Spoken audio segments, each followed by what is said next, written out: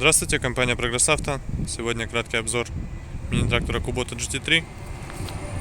Сейчас быстренько покажу его состояние. Помыли его.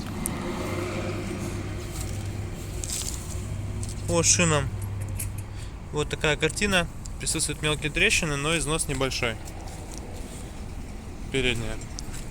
Задняя, левая. То же самое. Износ совсем невелик, но трещины мелкие присутствуют, к сожалению. Фреза в комплекте у нас с ним идет, с быстросъемом. Такое вот состояние навесного устройства. Фреза 1,5-метровая. Сейчас покажу состояние ножей. Картина по ножам. В принципе, износ небольшой.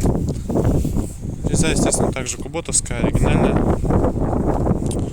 По правой стороне шины с таким же небольшим износом, но из-за хранения, к сожалению, мелкие трещины на верхнем слое уже появились. По месту водителя, в принципе, все обычно. По правой стороне у нас позиция фрезы регулируется, по левой стороне основная коробка переключения передач и повышенные и пониженные передачи.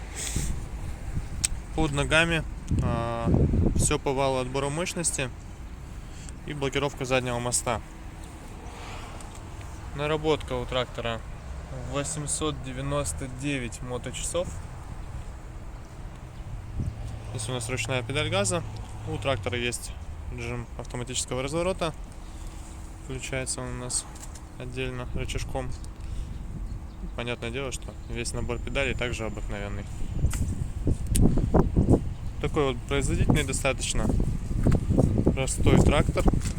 Ну, именно по устройству, то есть ломаться в нем нечему, никакой лишней электроники, ничего в нем нет. Но при этом сам по себе он достаточно производителен и для любого, в принципе, домашнего хозяйства подойдет, выполнит полный спектр задач.